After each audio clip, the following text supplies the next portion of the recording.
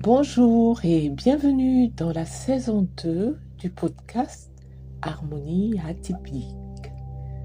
Je suis Clémence Salami, fondatrice d'Harmonie atypique, sophrologue quantique et accompagnante en psychoénergie au croisement de la sophrologie quantique, des neurosciences et de la compréhension profonde du système nerveux sensible.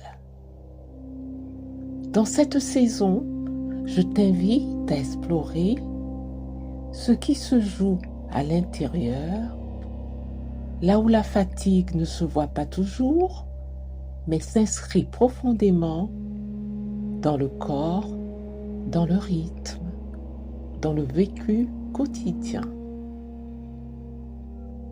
Si ces espaces d'écoute t'apportent soutien ou clarté, tu peux t'abonner à Harmonie atypique et activer la cloche. C'est une manière simple de soutenir la création de contenus respectueux des sensibilités particulières. Je te propose maintenant de prendre un temps pour toi, de laisser ce qui vient d'être dit s'installer tranquillement et d'entrer à ton rythme dans le cœur de cet épisode. Merci et bonne écoute.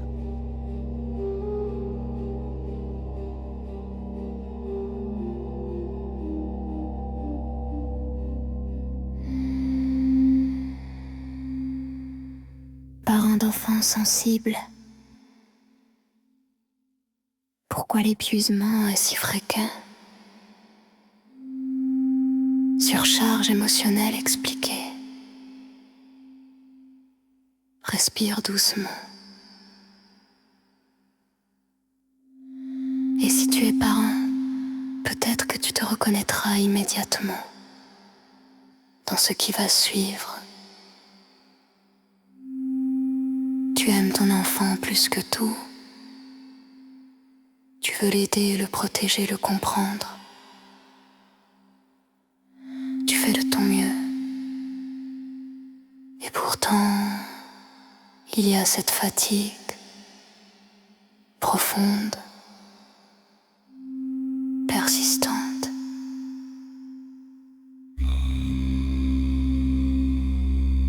Parfois écrasante. Une fatigue qui ne disparaît pas vraiment avec le sommeil. Une fatigue émotionnelle, nerveuse.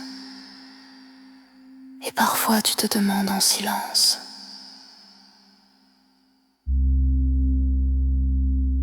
Pourquoi est-ce si dur? Pourquoi ai-je l'impression de donner énormément et de récupérer si peu? Aujourd'hui, je vais te répondre avec précision.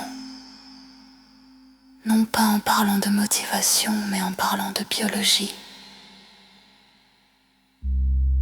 Être parent d'un enfant sensible, c'est vivre avec deux systèmes nerveux qui dialoguent en permanence. Le tien et le sien. Et ce dialogue est invisible, mais extrêmement puissant. Ton enfant ne régule pas encore seul, il emprunte ton état intérieur. C'est ce qu'on appelle la co-régulation. Quand ton corps est apaisé, le sien reçoit le message. Je suis en sécurité.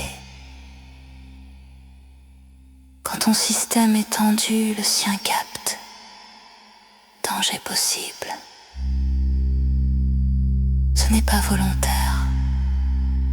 C'est automatique. Maintenant imagine. Ton enfant vit une émotion forte, une frustration, une peur, un débordement.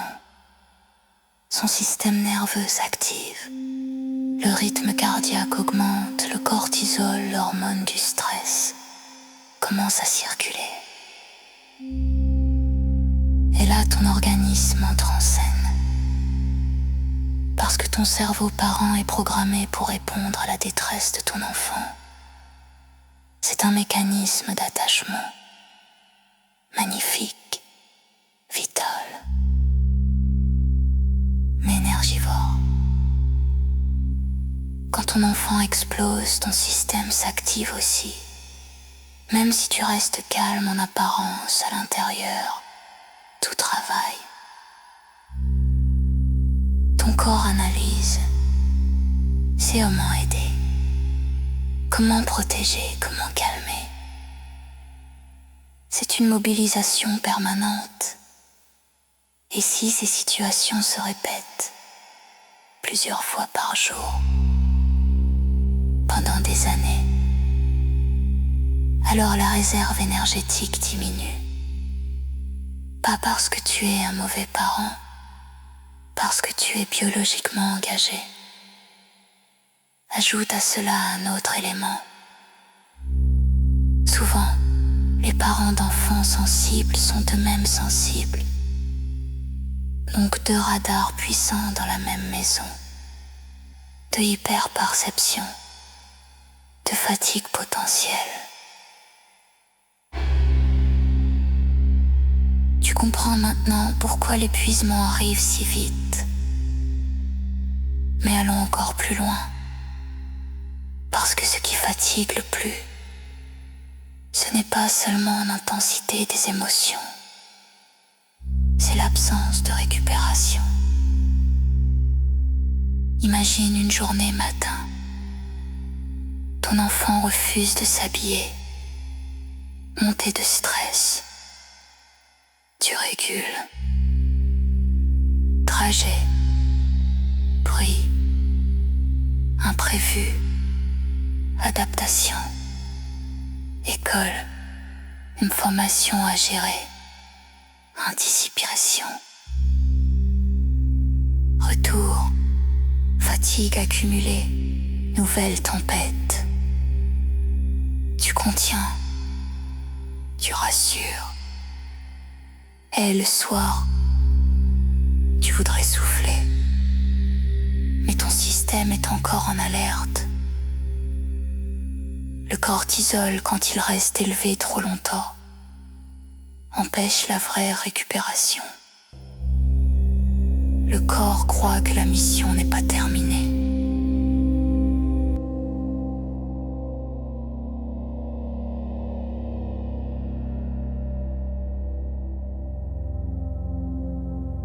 Et beaucoup de parents vivent dans cet état, jamais totalement redescendu. Alors le sommeil devient léger, la patience s'amenuise, la culpabilité augmente. Et parfois une pensée terrible apparaît. Je n'en peux plus. Écoute-moi bien, cette pensée n'est pas un échec moral. C'est un indicateur physiologique. Ton système demande du soutien. Car pour réguler ton enfant, tu dois d'abord pouvoir te réguler toi. Mais qui prend soin du régulateur? On parle souvent des besoins de l'enfant, rarement de ceux du parent. Pourtant, sans ton équilibre, la co-régulation devient possible. Ce n'est pas une question de volonté, c'est une question de ressources nerveuses. Un parent reposé peut absorber la tempête. Un parent épuisé est déjà en train de lutter pour lui-même. Alors parfois la voix monte, parfois la patience disparaît. Et la culpabilité revient. Mais ce n'est pas parce que tu n'aimes pas. C'est parce que ton organisme est saturé. Les neurosciences de l'attachement montrent que l'enfant n'a pas besoin d'un parent parfait. Il a besoin d'un parent suffisamment régulé.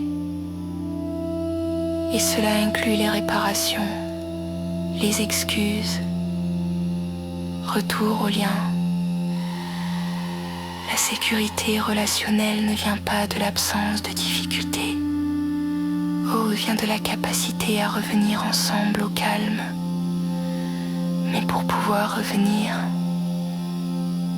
il faut parfois s'autoriser à s'arrêter, à demander de l'aide, à créer des pauses.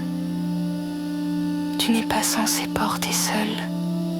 Aucun système nerveux ne peut tenir indéfiniment sans soutien.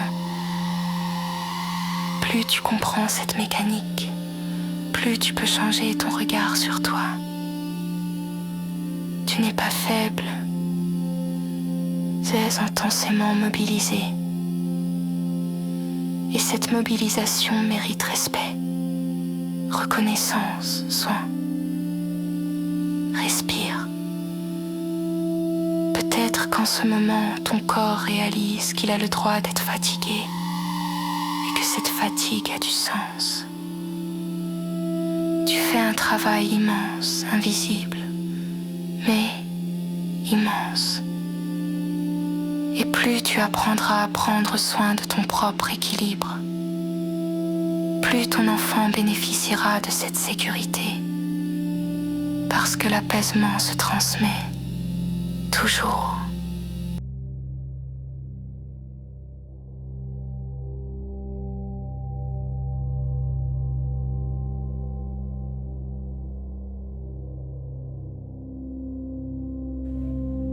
Avant d'arriver au terme de cette écoute, je t'invite à rester un instant avec ce que tu viens d'entendre, sans chercher à analyser, simplement en laissant ton corps intégrer à sa manière. Cet épisode de la saison 2 se termine ici. Si certains mots ont résonné pour toi, sache que cette fatigue n'est ni un défaut, ni une faiblesse. Elle est souvent le signe d'une grande sensibilité qui demande un autre rythme, plus respectueux du corps et de son fonctionnement. Tu peux t'abonner à Harmonie Atypique pour continuer ce chemin d'écoute et recevoir les prochains épisodes de la saison 2. Merci pour ta présence, pour ton attention et pour la douceur que tu choisis d'offrir à ton propre rythme intérieur. À très bientôt dans Harmonie Atypique.